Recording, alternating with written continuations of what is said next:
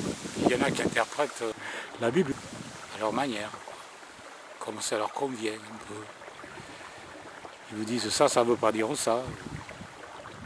Blanc, ça ne veut pas dire blanc. Noir, ça ne veut pas dire noir.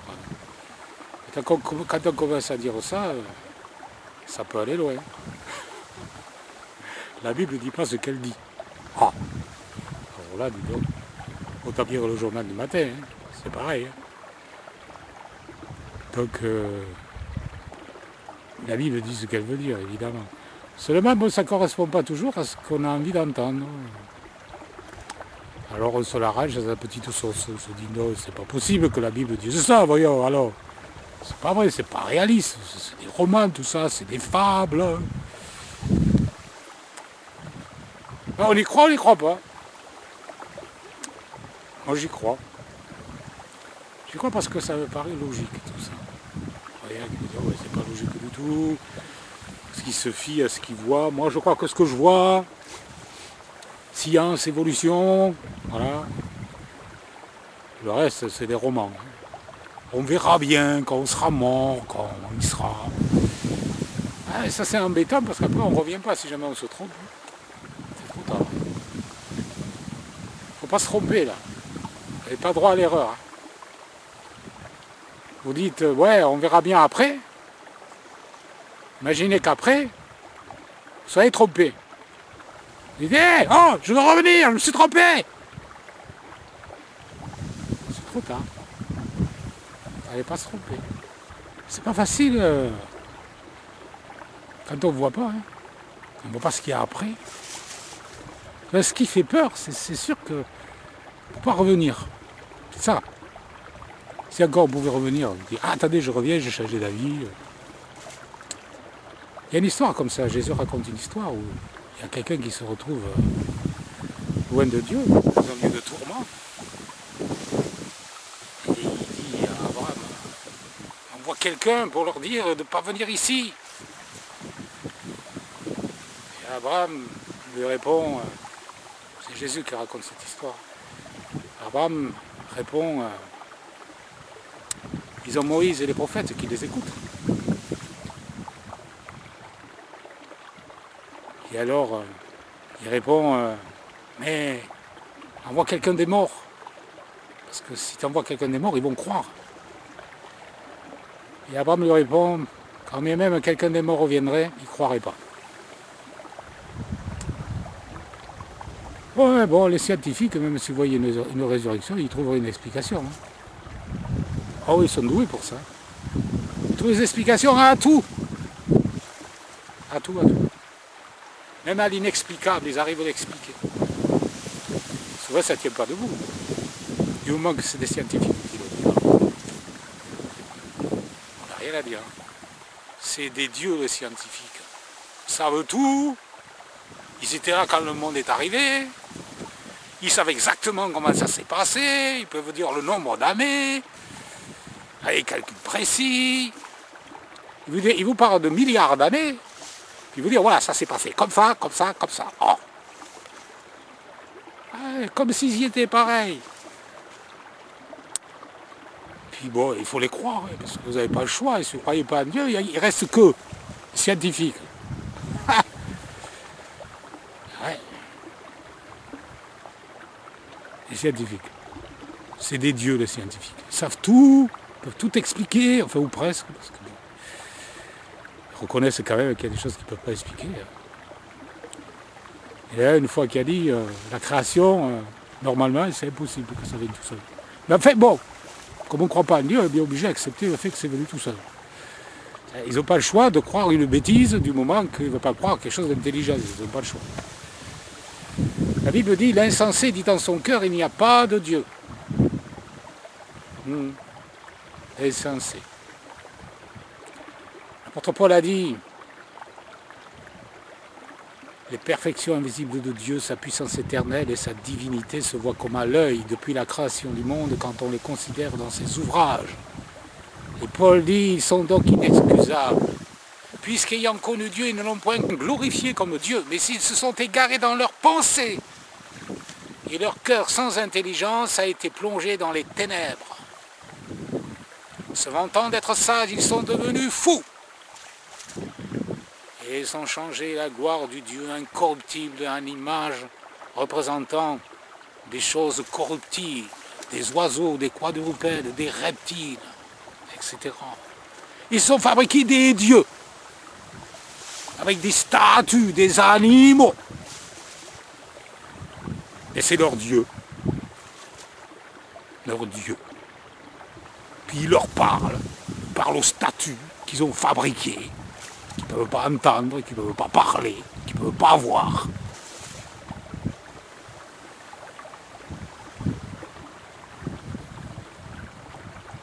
Et oui, c'est comme ça, quand on ne croit pas en Dieu, on devient stupide. On devient stupide. Vous savez, la Bible dit, la crainte de l'Éternel, c'est le commencement de la sagesse.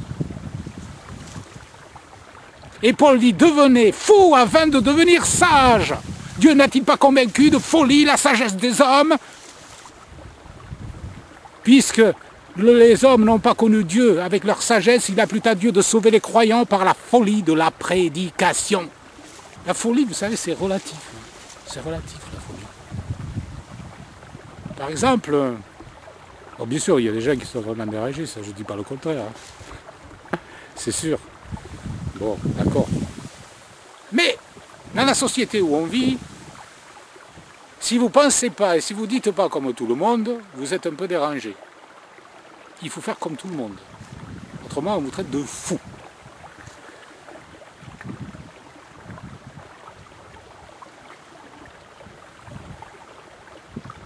Alors, vous avez par exemple, mettons qu'il y ait 50 personnes normales, n'est-ce pas? Vous en mettez un au milieu qui pense le contraire de tout le monde. Qu'est-ce qu'ils vont dire? Ils vont dire qu'il est fou. Mais à l'inverse, vous prenez 50 fous. Mais vraiment des fous, quoi, des vrais fous, hein, ceux qui sont à l'asile. Vous mettez quelqu'un de normal au milieu. Qu'est-ce qu'ils vont dire, les fous? Ils vont dire qu'il est fou. En fait, ça marche un peu comme ça. Il faut penser comme tout le monde, il faut faire comme tout le monde, il faut dire comme tout le monde, sinon vous êtes fou.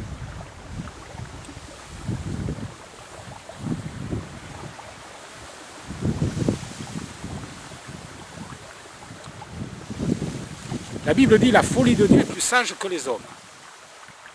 La sagesse de l'homme. Pour Dieu, c'est une folie. Et ces sages, ces gens qui se disent intelligents, oh, ils ne sont pas stupides forcément sur le plan intellectuel. Certains ont un coefficient élevé, ils ont fait de grandes études. Ils sont pas stupides hein, sur le plan humain. Il y a des gens qui sont très doués en mathématiques, ils arrivent à fabriquer des ordinateurs, des fusées, des choses extraordinaires. Il faut reconnaître, on a fait des progrès énormes. Je ne dis pas qu'ils sont stupides, mais de l'autre côté, ils sont stupides. Prenez un médecin, par exemple. Tiens, un médecin. Parce qu'il y a plusieurs formes d'intelligence. Il y a plusieurs formes de stupidité. Vous avez un homme très intelligent qui fait des études, il reçoit ses patients, puis les patients, ils toussent. Il fait une radio, il dit « Ah, vous fumez ?» « Oui, je fume, docteur. » Le docteur, il dit « Il faut arrêter, c'est dangereux. Arrêtez de fumer. » Puis quand il a fini son travail, il va au bureau de tabac et s'achète des cigarettes, le docteur. « Eh oui !» « Eh oui !» Pourtant, c'est un homme intelligent. Il donne de bons conseils.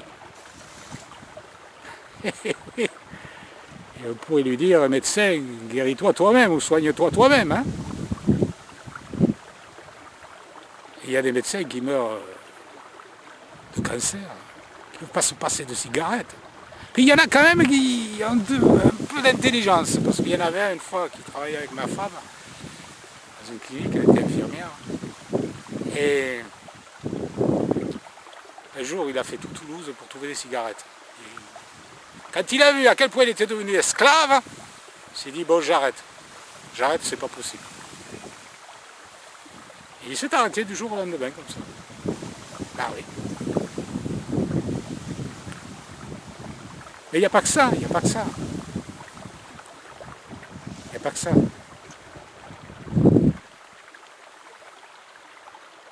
La Bible dit l'intelligence des intelligents les perd. Il y en a qui sont tellement intelligents qu'ils font n'importe quoi. D'un côté, ils ont un coefficient élevé, d'un autre côté, ils se comportent comme des fous, comme des malades.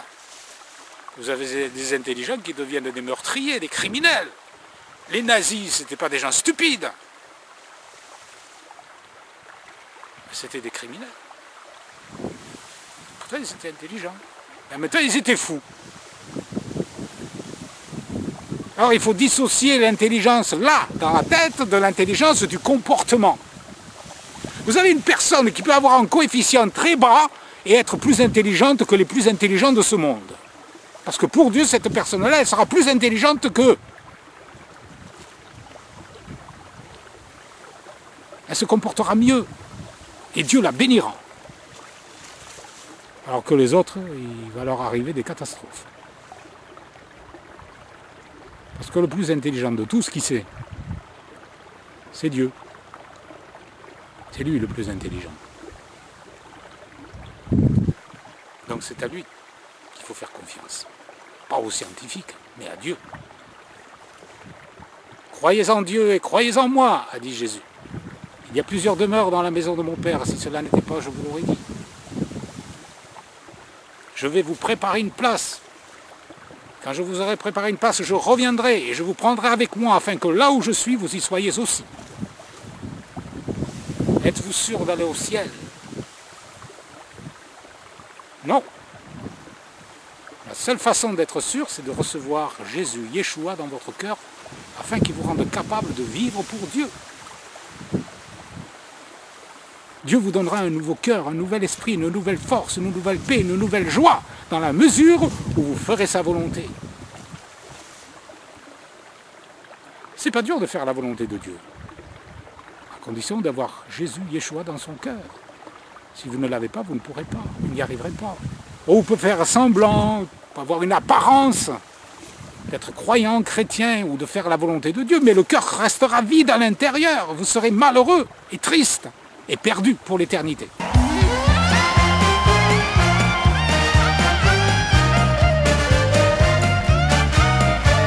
Il est vivant, il est vivant, il est sorti du tombeau, il est vivant, il est vivant, il est vivant, il est roi des rois éternellement.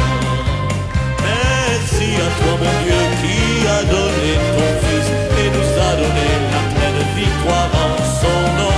Tout genou fléchira, toute langue confessera que Yeshua est Seigneur, béni soit son Saint-Nom. Jésus-Christ a dit, je suis le chemin, la vérité et la vie, et nul ne vient au Père que par moi. Je n'ai payé ni or ni argent, j'ai tout et gratuitement